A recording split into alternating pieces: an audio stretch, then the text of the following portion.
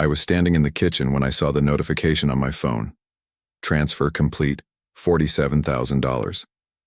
I stared at the screen, my coffee going cold in my hand. I hadn't authorized any transfer. I hadn't even touched our savings account in months. "Linda?" I called out, keeping my voice steady. "Did you move money this morning?" She appeared in the doorway, already dressed for her lunch with the girls, earrings on, lipstick perfect. Oh, that. Yes, Marcus needed it. Marcus. Her son from her first marriage. 32 years old, perpetually between jobs, perpetually needing something. You send him $47,000. Don't start, Robert. She was already gathering her purse, her keys. He's buying a business opportunity, a food truck franchise. He'll pay us back. That's our emergency fund.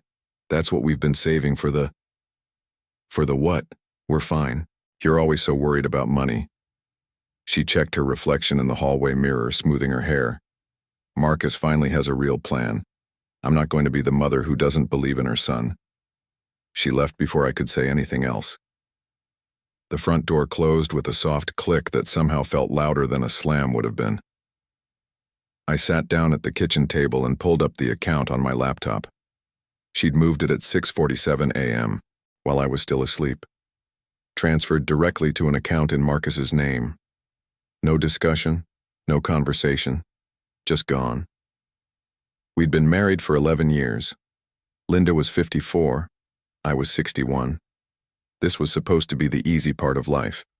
We'd both been married before, both had grown children, both understood what compromise looked like. Or so I thought.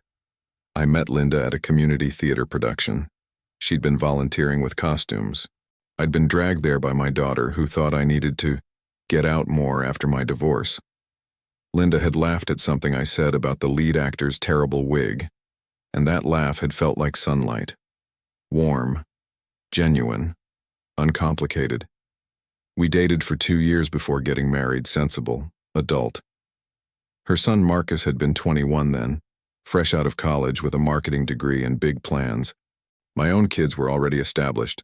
My daughter Sarah was a teacher, my son David worked in IT. Independent, self-sufficient. Linda and I had bought this house together, split everything down the middle, fair, equal. That's how we'd always done it. Separate accounts for personal spending, joint account for household expenses and savings. We'd agreed on it, shaken hands on it even, laughing about being too old to merge everything the way young couples did. The savings account, that had been my idea. Put away money every month, build something for emergencies, for the future, for that trip to Italy we kept talking about. Linda had agreed enthusiastically. She'd even been the one suggesting we increase the monthly contribution when I got my small pension bump last year. And now it was gone, sent to Marcus for a food truck franchise. I thought about all the times over the years when Marcus had needed something. The car repair that turned into a car replacement, $8,000. The temporary loan for his apartment deposit when he'd moved to Austin for a sure-thing job opportunity, $3,500, never repaid. The investment in his friend's app startup, $5,000, disappeared when the friend moved to California. The laptop, the phone, the credit card debt he couldn't quite manage. Linda always had a reason. He's young. He's figuring it out. He just needs one good break. He's my son, Robert. I'd never said no. How could I? He was her son, and it wasn't my place to judge how she helped her own child. My kids didn't need my money. They'd made it clear they were fine. So what did it matter if Linda wanted to help Marcus? But this was different. This wasn't helping. This was our future, our safety net. And she'd handed it over without even asking. I called Sarah that evening. Didn't mean to, but I needed to hear a familiar voice. "Dad, what's wrong?" She could always tell. "Nothing's wrong. Just wanted to check in." "Dad," I told her. The whole thing. The transfer. Marcus. The food truck franchise. There was a long silence on the other end. Then, "That's your retirement savings." "It's fine. We'll rebuild it." "Dad, you're 61. How exactly are you going to rebuild $47,000? I didn't have an answer for that. Has she done this before? Not like this. Smaller amounts. How much smaller? Sarah? How much, Dad? I thought about it, really added it up in my head for the first time. Maybe 20,000 over the years. Jesus. She exhaled hard. And Marcus has paid back how much? It's not about zero. The answer is zero, isn't it? I didn't confirm it, but I didn't need to. You need to talk to her, Dad. Really talk to her. This isn't okay. We said our goodbyes, but her words stayed with me. This isn't okay. I knew that. I'd known it the moment I saw that transfer notification. But what was I supposed to do? Linda wasn't some reckless person. She was thoughtful, organized, responsible in every other way. She managed her own finances perfectly well. She was just blind when it came to Marcus. Linda came home late that night, cheerful, a little wine relaxed from her lunch that had apparently extended into dinner. I was reading in the living room or pretending to. Robert, you're still up. I thought you'd be asleep already. She kicked off her shoes and dropped onto the couch beside me. Melanie says hi. We should have them over for dinner soon. Linda, we need to talk about this morning. Her smile faded just slightly. I told you Marcus has a real plan this time. You took $47,000 without discussing it with me. It's in the joint account. It's my money too. It's our money, for emergencies, for us. And this is an emergency for Marcus. He's been struggling, Robert, really struggling. This franchise, it's turnkey, it's in a great location, it's guaranteed income. He'll be fine. What if he's not fine? What if this is like Austin, or the app, or the... Why do you always assume he'll fail? Her voice sharpened. Why can't you just be supportive? I'm not assuming anything. I'm looking at history. He's my son. If you had a child who needed help, you'd do the same thing. My children don't need help because they learned to stand on their own feet. The words were out before I could stop them.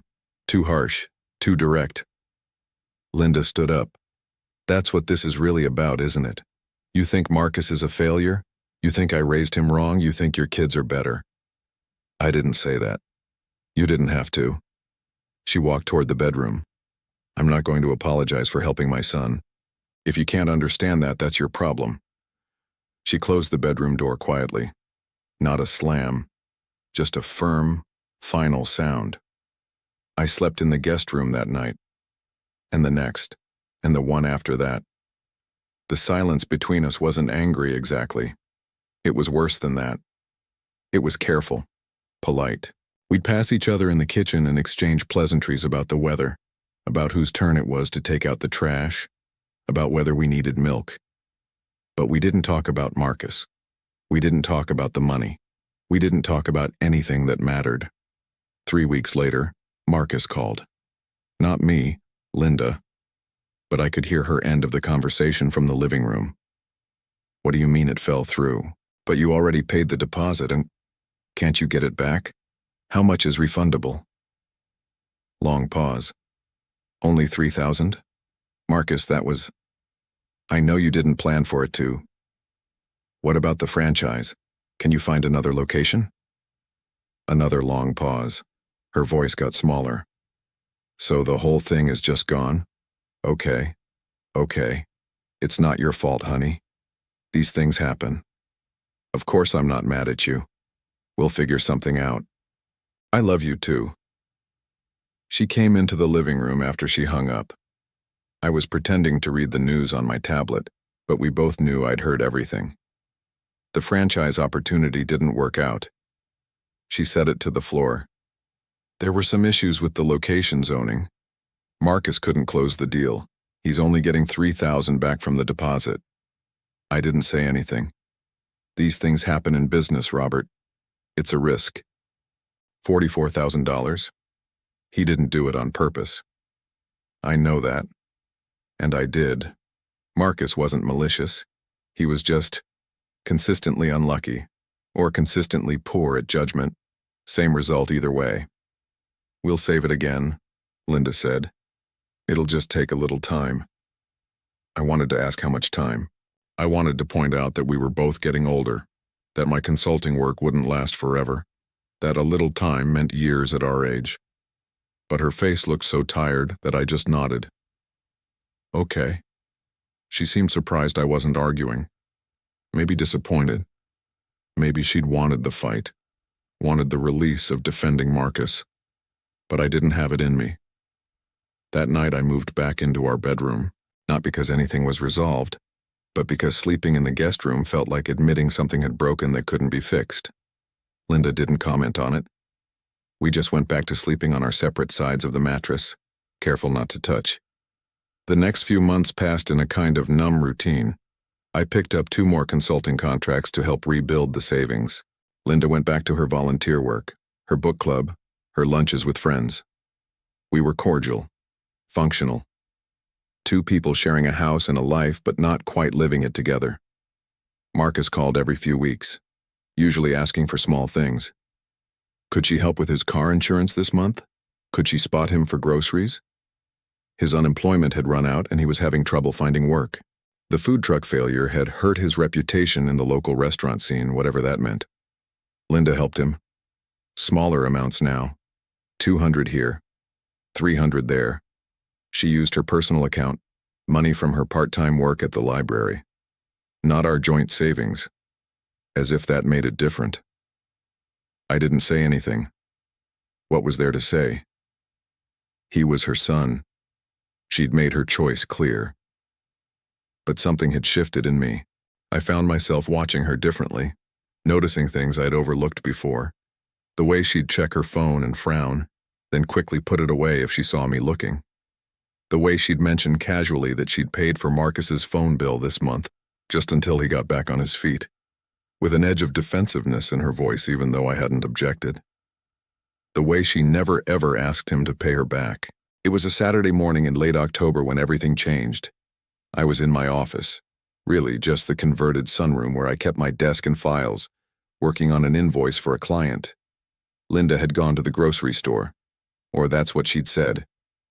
My phone rang, unknown number. I almost didn't answer, but something made me pick up. Mr. Hammond? This is Jessica Reeves from First Heritage Bank. I'm calling about your home equity line of credit application. I set down my pen. I didn't apply for a home equity line of credit. Pause. Oh, we have an application here submitted last week by Linda Hammond. It lists you as a co-borrower since you're on the deed. She indicated you'd discussed this together. How much? $60,000. The room felt suddenly smaller. And what stage is this application in? We're in the preliminary review. Nothing's been approved yet. But Mrs. Hammond did mention it was somewhat urgent, so we were expediting the, please put a hold on that application. I need to discuss this with my wife. Of course, I'll add a note to the file. Would you like me to? Just hold it, thank you. I hung up and sat there staring at the wall. $60,000 against our house. The house we'd bought together, that we'd agreed would be our security, our foundation. She was going to borrow against it without telling me. For Marcus. It had to be for Marcus. I heard her car pull into the driveway 20 minutes later. The trunk closing, her footsteps on the porch, the rustle of grocery bags. I met her in the kitchen. Linda. She looked up from putting away produce, smiled. Hey, they had those steaks you like on sale, so I grabbed a couple. I thought we could grill tonight. First Heritage Bank called me. The smile disappeared. She went very still, a bag of salad greens forgotten in her hand. About the home equity line. She set down the greens carefully. I was going to tell you. When? After it was approved? Robert. $60,000 against our house. Marcus needs help with a down payment on an apartment. If he doesn't find a place by the end of the month, he'll be... No, she blinked. What?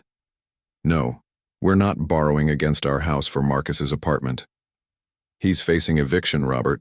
He has nowhere to go. What am I supposed to do, let him be homeless? He can find a roommate. He can rent a room. He can figure it out like every other adult his age has to figure it out. He's not every other adult, he's my son. And this is our home, our security.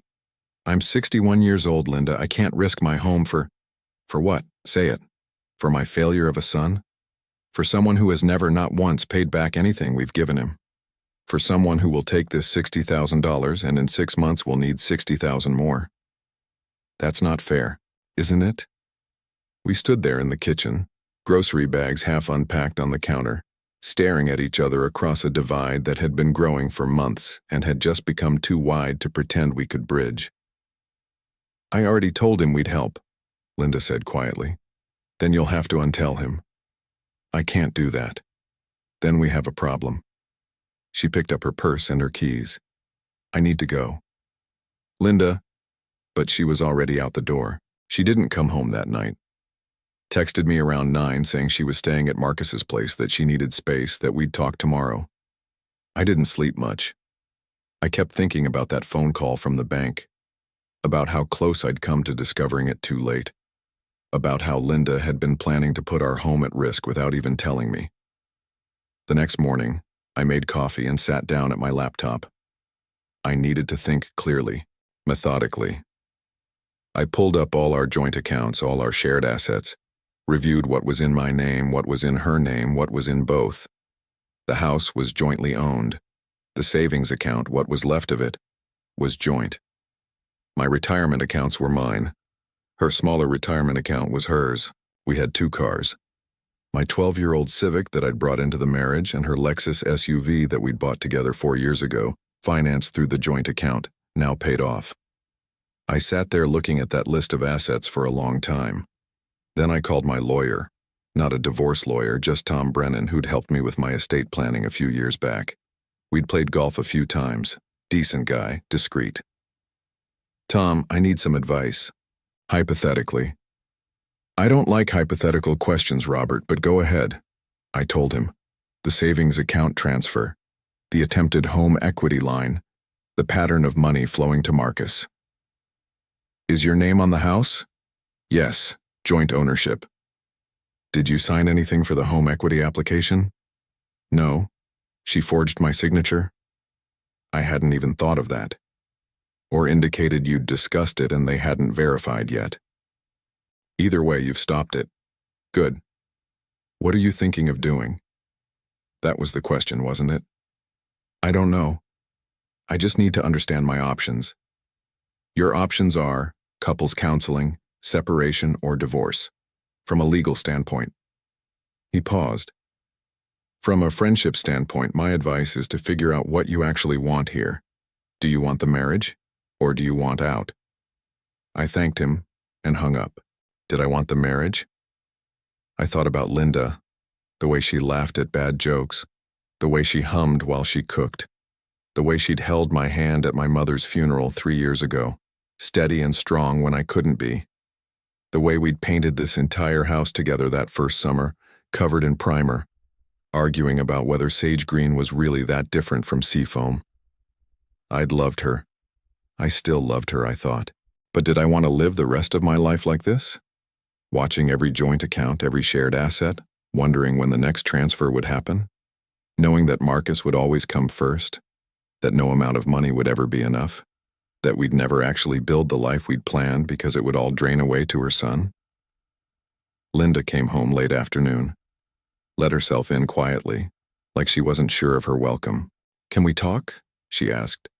We sat in the living room, the same couch where we'd had 100 comfortable evenings, reading or watching movies or just existing together. Now it felt like sitting in a lawyer's office. I'm sorry, she started. I shouldn't have applied for the home equity line without talking to you. That was wrong. I waited. But Marcus really is in trouble, Robert. He's about to lose his apartment. He can't find work. He's depressed. He's my son, and I can't just abandon him when he needs help. I'm not asking you to abandon him. Then what are you asking? I'm asking you to stop giving him money, or at least stop giving him our money. What's the difference? The difference is that I've worked my whole life to have something, to be secure, to not spend my old age worrying about making rent or buying groceries. And you're asking me to risk that for someone who has never shown any ability to manage money or build a stable life. He's 32, Robert. He has time to figure it out. And I'm 61. I don't. She looked away. So what do you want me to do?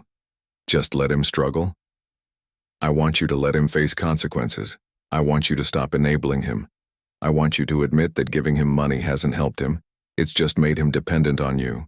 I can't believe you're saying this. Can't you? She stood up. I need to think. She went into the bedroom and closed the door. I heard the lock click. That night, I slept in the guest room again. The next few weeks were a cold war. Linda was home, but barely. She spent more and more time at Marcus's apartment, helping him look for jobs, helping him with his resume, helping him avoid the consequences of his own choices. I focused on work, took on an extra project, stayed late in my office. We'd see each other in passing and exchange the minimum necessary words. She'd make dinner for herself. I'd make dinner for myself. We existed in the same space but lived separate lives. It couldn't last. I knew that. Something had to give. It was a Tuesday morning in mid-November when I found the withdrawal slip. Linda had left her purse open on the kitchen counter. I wasn't snooping. Her wallet had fallen out and I was just picking it up to put it back. But there was a bank withdrawal receipt tucked in with her cash. Personal account, $7,000. Cash withdrawal, yesterday, $7,000 in cash. I stood there holding that little piece of paper and something in me just hardened. She'd promised to stop. After the home equity application failed, after our fights, after everything, she'd promised to stop helping Marcus with large amounts. Had specified large. Had made it sound like she was setting boundaries. $7,000. In cash. I put the receipt back exactly where I'd found it, put her wallet back in her purse, walked into my office and closed the door. Then I called Tom Brennan again. Tom, not hypothetical anymore. I need to protect my assets. Separation or divorce? I need to understand what happens if we separate. What I can move, what I can't, what's protected. He walked me through it. As long as I wasn't hiding assets or trying to defraud her, I could move my personal retirement accounts, could ensure my name was on the deed properly, could close joint credit cards, could separate finances. It wasn't pretty, but it was legal. And the house, I asked? Joint ownership. You'd need to either buy her out, she'd need to buy you out, or you'd need to sell. Can't force anything without a legal separation agreement. What about the cars? Who's on the title? I pulled it up on my computer. Both of us. Both cars. Then they're marital property. You'd need to negotiate that in a separation. After I hung up, I sat there thinking. The Lexus. We'd bought it together, but I'd made most of the payments. I'd been the one to suggest it when her old car died. Safe, reliable, good resale value. I'd been thinking about our future, our stability, and now that future was being drained away, $7,000 at a time. I opened my laptop and started researching. Car values, private sale processes, title transfers. I looked up the Lexus's current market value, looked at recent sales of similar vehicles, made notes. Then I called a number I'd seen on a billboard on the highway. We buy cars, same-day cash. How can I help you? I have a 2019 Lexus RX 350, excellent condition. How much would you offer? They had me send photos, gave me a preliminary quote within an hour. $28,000. Not ideal, but fair for a quick sale. If I brought it in today, could you complete the purchase? If the title's clear and you have the registration, absolutely. We can have cash or transfer in your hand in 2 hours. I thanked them and hung up. This was crazy. I was thinking about selling Linda's car without telling her. Our car. Marital property. But was it crazier than her taking $47,000 without asking? Crazier than trying to borrow $60,000 against our house? Crazier than withdrawing $7,000 in cash and lying about it? I thought about calling Sarah. Thought about calling Tom again. But I knew what they'd say. They'd tell me to be reasonable, to go through proper channels, to file for separation if that's what I wanted, but to do it legally, and they'd be right. But right wasn't going to protect me from the next withdrawal. Right wasn't going to stop Linda from draining everything we had to prop up Marcus. Wright wasn't going to give me back the retirement I'd been building for 40 years. That evening, Linda came home around 7. She'd been at Marcus's place again. Came in looking tired, distracted. Barely acknowledged me in the living room. Marcus's landlord is being unreasonable, she announced to no one in particular. Won't work with him on the back rent. Some people have no compassion. I didn't point out that landlords have bills too, that Marcus's inability to pay rent was his problem, not the landlord's. I'd said those things before. They never landed. I ordered Thai food, she continued. Should be here in 20 minutes. I got you the pad see you usually like. It was such a normal thing to say. Such a wife thing to do. Order dinner. Remember what I liked. As if the last month of cold silence hadn't happened. As if everything was fine. Thanks, I said. We ate dinner in front of the TV, watching the news, not talking. It was almost comfortable. Almost like old times. Except for the careful distance we kept. Except for the way she checked her phone 3 times during the meal, frowning at messages I couldn't see. After dinner, she said she was tired and went to bed early. I heard the bedroom door close, heard the bathroom fan, heard the small sounds of her nighttime routine through the walls. I stayed up late, very late, thinking. At 2 in the morning, I made my decision. The next morning, I woke up before Linda, made coffee, normal routine. I heard her get up around 7:30, heard her shower. She came into the kitchen in her robe, hair wet, reaching for the coffee pot. Morning, she said. Almost pleasant. Morning. She poured her coffee, added cream. I'm meeting Marcus for lunch. Helping him apply to some places. He has a lead on a warehouse job. That's good. She looked at me, surprised by the lack of sarcasm. Maybe she'd expected a fight, but I just sipped my coffee and scrolled through the news on my phone. I should be back around 3, she said. Okay. She went to get dressed. I waited until I heard her in the bedroom, blow-drying her hair. Then I went to the key rack by the front door and grabbed the keys to the Lexus. I went out to the garage, my heart pounding. This was insane. This was theft. Except it wasn't, legally. The car was in both our names. I had as much right to it as she did.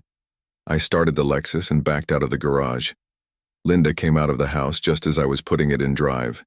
She was dressed now, holding her purse, her phone in her hand. She looked confused. Robert, where are you going with my car? I stopped. Put the window down. I'm selling it. She stared at me. What? The Lexus. I'm selling it. I have an appointment in 40 minutes. You can't sell my car. It's our car, both names on the title. I'm selling it to recover some of the money you've given to Marcus. Her face went white, then red. You can't do that. That's my car. I need it to. You'll have to use the Civic, or take an Uber, or ask Marcus to drive you around. Robert, this isn't funny. I'm not trying to be funny. She walked toward the car, reaching for the door handle. Give me the keys. I hit the door lock. No. Give me the fucking keys, Robert. I'd never heard her swear like that. Never seen her face twisted with that kind of rage. You took $47,000 from our savings without asking, I said, my voice steady. You tried to borrow $60,000 against our house without telling me. You've given Marcus thousands more from your personal account, including $7,000 in cash 2 days ago. Her mouth opened, closed. I'm taking the Lexus and I'm selling it and I'm putting that money somewhere you can't access it. Consider it recouping my losses. I'll call the police. And tell them what? That your husband is selling a car that's in his name? You son of a bitch. Probably. But I'm a son of a bitch who's not going to let you bankrupt us for Marcus. I put the car in drive. She was screaming something, but I pulled away down the driveway out into the street. I looked in the rearview mirror and saw her standing there in the driveway, her phone to her ear, probably calling Marcus, probably calling a lawyer, probably calling anyone who would tell her she was right and I was wrong. My hands were shaking on the steering wheel. I drove to the car buying place. They were ready for me. Had the paperwork printed, the quote prepared. The manager walked around the Lexus, checking the condition, nodding approvingly. Clean vehicle, you've taken good care of it. My wife did. He looked at me, maybe picking up something in my tone. But he didn't ask questions. Just finished his inspection, went inside, came back with papers to sign. I'll need to see the title. I had it. I'd taken it from our file cabinet that morning along with the registration. Everything needed for a clean transfer. He looked at both names on the title. Your wife isn't here to sign. She's aware of the sale. Not technically a lie. She was very aware by now. I'll need her signature too, since she's on the title. My heart sank. Of course. Both owners had to sign. Can I bring her signature back? He shook his head. Sorry, needs to be witnessed. If you can bring her in, we can complete the sale today. I took the papers and walked back to the Lexus. Sat there in the parking lot, feeling stupid. Of course, both signatures were needed. What had I thought? That I could just take it? My phone rang. Linda. I didn't answer. It rang again. Marcus this time. Definitely didn't answer. A text from Linda. Bring my car back right now or I'm filing a police report. I sat there staring at that text. Then I started the car and drove home. Linda was waiting in the driveway. She'd gotten dressed properly now, was standing there with her arms crossed, her face hard.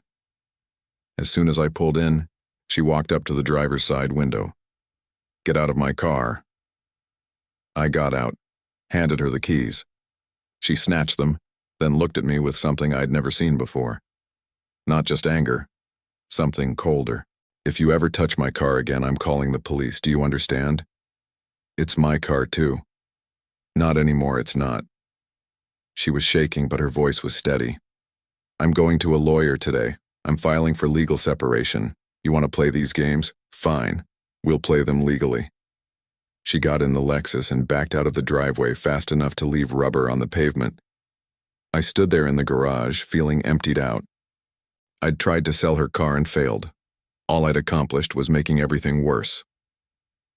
I went inside and called Tom Brennan. Tom, she's filing for separation. That's probably for the best, Robert. Where are you with this? I tried to sell the Lexus this morning. Silence then. Please tell me you didn't actually sell it. Couldn't. Needed both signatures. Thank God. He exhaled. Robert, you can't do things like that. I know you're angry, but you have to go through proper channels. If you'd actually sold that car without her consent, you'd be in serious legal trouble. I know. Do you? Because it doesn't sound like you do. You need to protect yourself legally, not through these revenge moves. It's not revenge, it's revenge, and I get it. But it's also stupid. If she's filing for separation, let her. Get your own lawyer. Separate your accounts properly. Do this right. He gave me the name of a family law attorney, someone who could handle separation and potentially divorce, someone who could make sure I protected what was mine without doing anything that would blow up in court. I called and made an appointment for the next day. That night, Linda didn't come home. Texted me that she was staying at Marcus's place. Didn't say how long. I slept in our bed, in the house that suddenly felt enormous and empty. Kept thinking about how we'd gotten here. How 11 years of marriage had collapsed into this cold war over money and her son. The family law attorney's name was Margaret Chen. She was probably 50, professional, direct. She listened to the whole story, the savings account transfer, the attempted home equity line, the car sale fiasco, without interrupting. When I finished, she leaned back in her chair. Mr. Hammond, let me be direct. You need to decide what you want. Do you want to save this marriage or do you want to end it? I don't know. Then figure it out, because the steps are very different. If you want to save it, you need couples counseling and financial counseling. If you want to end it, we need to file for separation and start the asset division process. What happens to the house? You'd need to either buy her out, she'd buy you out, or you'd sell and split the proceeds. And the savings that she already took? Technically, that was from a joint account. It's not theft. It's poor judgment and a breach of trust, but it's not illegal. However, in a divorce settlement, we could potentially argue for unequal division of remaining assets to account for her depleting the joint savings. So I might get more of what's left because she already took what was there. Possibly. It depends on a lot of factors. But yes, her financial behavior could work in your favor in a settlement. I left that meeting with forms to sign, retainer agreements to review, and a timeline for how legal separation worked in our state. I also left with a kind of clarity. I'd been in limbo for months trying to hold together something that had already broken. Trying to fix something that Linda didn't think needed fixing. Maybe it was time to stop trying. That evening, I started separating our finances. Transferred my retirement accounts to a different institution just to be safe. Changed passwords on my personal bank account. Made a list of all joint accounts and joint debts. Linda came home late, let herself in quietly. I heard her in the kitchen, heard the refrigerator open and close. She didn't come to find me. I didn't go to her. We were two people living in the same house but already living separate lives. The next morning was a Saturday. I woke early, made coffee, sat in the living room watching the sunrise through the front window. It was November. The leaves were mostly gone from the trees. Everything looked bare. Linda came out of the bedroom around 8. She was dressed already, makeup on, keys in her hand. "I'm moving in with Marcus for a while," she said. No preamble, no discussion. "Okay. I'll take my things over the next few days. I've already talked to a lawyer. We should be able to do this amicably if you're reasonable." Define reasonable. Don't try to take my car again. Don't drain the joint accounts. Let me have my fair share of the house when we sell it. And what's fair? Half. We bought it together. We own it together. Half. I thought about the $47,000, about the $7,000 cash withdrawal, about all the money that had flowed to Marcus over the years. "We'll let the lawyers figure out what's fair," I said. She flinched slightly, but nodded. "Fine." She walked out, got in the Lexus, drove away, and I sat there in the silent house holding my coffee, watching the space where her car had been. The divorce took 9 months to finalize. 9 long, exhausting, expensive months of lawyers and paperwork and negotiations. We sold the house, split the proceeds, but not evenly. Margaret managed to get me a larger share by documenting all the transfers to Marcus, arguing that Linda had depleted marital assets. It wasn't a huge difference, 55% instead of 50, but it was something. Linda got to keep the Lexus. I kept the Civic. We divided the remaining savings, what little was left after legal fees. Through all of it, Linda maintained that I was being vindictive, that I was punishing her for helping her son, that I was small and petty and unforgiving. Maybe I was. But I was also someone who'd worked 40 years to build security, and I wasn't willing to watch it all drain away to someone who'd never learned to stand on his own. The divorce was finalized on a Tuesday in August. I signed the papers in Margaret's office. Linda signed them in her lawyer's office across town. We didn't see each other. I bought a small condo near the lake. 1 bedroom, 1 bathroom, a little balcony with a view of the water. It cost less than half what I got from the house sale. The rest went into savings, into investments, into rebuilding what had been depleted. Sarah helped me move in. Brought her husband, her kids. They helped me unpack boxes, assemble furniture, hang pictures. Her oldest daughter, Emma, found one of my old photo albums in a box. "Grandpa, who's this?" She held up a picture of Linda and me at our wedding. Both of us smiling, young, well, younger, full of hope. "That's someone I used to be married to," I said. "What happened?" "We wanted different things." Sarah gave me a look but didn't correct me in front of the kids. That night, after everyone left, I sat on my new balcony with a beer and watched the sunset over the lake. My phone buzzed. A text from an unknown number. "Robert, it's Linda. I hope you're well. I wanted you to know that Marcus got a job. Management position at a logistics company. Real career track, he's doing great. I thought you'd want to know I was right about him." I read it twice. Then I deleted it without responding. The thing about silence is, eventually it becomes comfortable. The condo was quiet, but it was mine. No arguments, no disappearing money, no watching someone choose their child over our life together again and again. Some nights I'd think about Linda, about the good years before Marcus's problems became our problems, about the way she'd laughed at my terrible jokes, about the trip to Savannah we'd taken for our 5th anniversary, getting lost in the historic district, finding that little restaurant with the best shrimp and grits either of us had ever tasted. But then I'd remember the bank notification, $47,000, gone in an instant. And I'd remember why I was sitting alone in a condo instead of in the house we'd painted together, the life we'd planned together. My daughter asked me once, months after the divorce was final, if I regretted it. Regret what? I asked. The marriage or the divorce? Either, both. I thought about it, really thought about it. I don't regret the marriage. Linda and I had good years, real years, but I don't regret ending it either. Sometimes you love someone and still need to let them go. Because of Marcus. Because she couldn't set boundaries with him. And I couldn't live with that. Sarah nodded slowly. Do you think she'll ever see it? See what? That she didn't help him. That she just made him dependent. No, I said. I don't think she'll ever see that. And that's okay. He's her son. I understand it, even if I couldn't live with it. A year after the divorce, I got another text from Linda, this time with a photo attached. Marcus in a suit standing in front of a desk with a nameplate. District Manager, it read. Thought you'd like to see this, the message said. He's worked so hard, I'm so proud of him. I looked at that photo for a long time. Marcus did look good.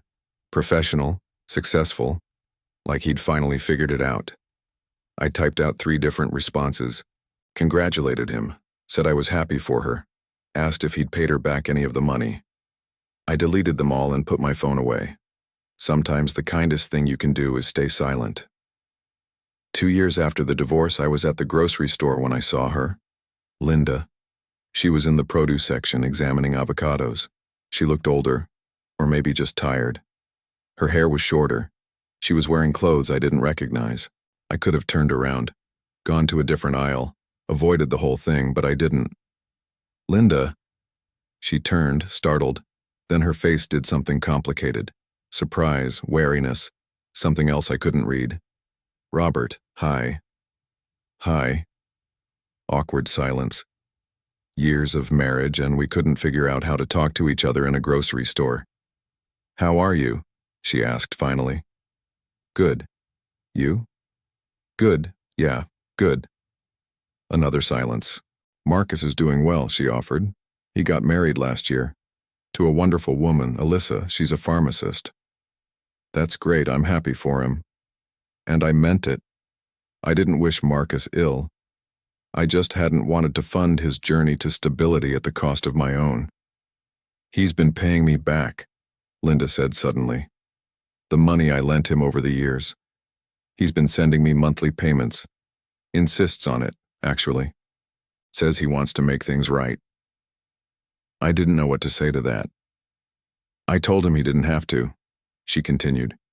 But he said it was important to him, that he wants to be responsible.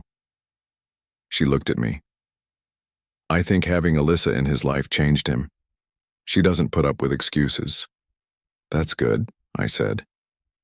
Really, I'm glad he's doing well. We stood there in the produce section. 2 people who'd once shared a life, now just strangers making small talk. She gestured vaguely toward her cart. Yeah, me too. Take care, Robert. You too, Linda. She walked away. I watched her turn the corner into the cereal aisle, and then she was gone. I finished my shopping and drove home to my quiet condo. That night, I sat on my balcony with a glass of wine and thought about the whole thing. The marriage, the money, the betrayal. Because that's what it had felt like, even if Linda never saw it that way. The divorce, the years after. Had I been right to leave? Had I been vindictive? Had I given up too easily? Maybe. Or maybe not. I'd never really know. What I did know was this. I'd protected what I needed to protect. I'd set the boundaries Linda couldn't or wouldn't set. I'd saved myself from a future of watching everything drain away. And if that made me cold or unforgiving or small, well, I could live with that. Because what I couldn't have lived with was sitting in a paid-off house that wasn't mine anymore, in a retirement that never materialized, watching another transfer notification come through for another crisis, another opportunity, another loan that would never be repaid. I'd chosen myself. And maybe that was selfish. But it was also survival. The sunset was beautiful that night, orange and pink and gold spilling across the lake. I sat there until it got dark, until the stars came out, until the lights from the city reflected on the water like scattered diamonds. And I felt something I hadn't felt in years. Peace.